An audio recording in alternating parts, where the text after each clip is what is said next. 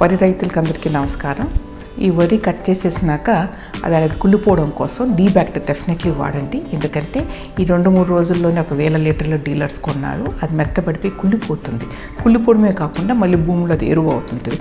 మీరు యూరియాలు డిఏపీలు వేసి ఉండి ఇప్పుడు వరి బాగా రావట్లేదు. కాబట్టి డెఫినెట్లీ ఒక డీకంపోజింగ్ 1 లీటర్ కొని ఇసుకలో కలిపి చల్లేయండి. వీలైతే ఎరువులో కలపండి.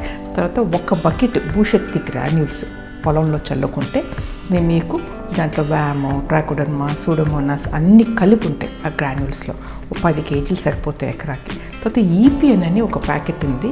అది నీళ్ళల్లో పారే చోట కలిపి మెత్తగా నీళ్ళల్లో వేస్తే రైతులు నాకు ఫోన్ చేసి మళ్ళీ కాండంతులు పురుగు రాలేదమ్మా అని అంటున్నారు. అంటే స్టెమ్ బోరర్ అంటారు దానికి 1 ప్యాకెట్ 1 ఎకరాకి సరిపోతుంది. మీరు నీళ్ళల్లో కలిపేస్తే దాన్ని ఏం చేస్తుందంటే స్టెమ్ బోరర్కి లోపలికి వెళ్ళి దాన్ని తినేస్తుంది. మీరు ఏం చేస్తారు, టిమిడ్ గ్రాన్యూల్స్, 4-8 గ్రాన్యూల్స్ వేస్తారు. తెలంగాణలో అయితే ఇట్లా ఫ్లోట్ అయినాయి. ఏంటి ఈ స్టెమ్ బోరర్స్ అన్నీ నీళ్ళల్లో ఇలా పోతున్నాయి. ఎన్ని వేసినా చచ్చిపోవట్లేదు.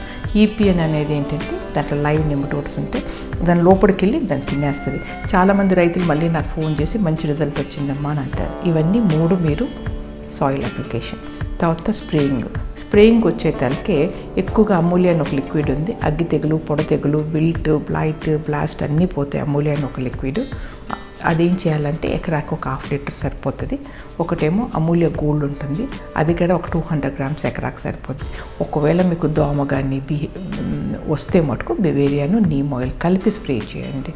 వీటితోనే మీకు కాంబీ ప్యాక్ ఒకటి ఉంటుంది. ఈ 4-5 స్ప్రేలలోనే ఎన్పీకే, నాసా అన్ని పంటలకి పనికొస్తుంది. భూమిలో మీరు డిఏపి వేసి ఉంటారు కాబట్టి ఇంకా మొక్క భాస్వరం అందుకోలేదు. ఈ బ్యాక్టీరియా ఏం చేస్తుందంటే మీకు భూమిలో ఉండే భాస్వరాన్ని అందిస్తుంది. అమూల్య నాసాను ఎన్పీకే స్ప్రే చేసేయండి అన్ని పంటలకి. 1 ఎకరాకు చేయండి, 1 ఎకరాకు చేయండి, లేదా 1 అరెకరాకు చేయండి, అరెకరాకు చేయకండి. దీని గ్రోత్ దాని గ్రోత్ చూడండి. కెమికల్స్ బదులు ఈ బయాలజికల్స్ మీద ముందు చూపండి.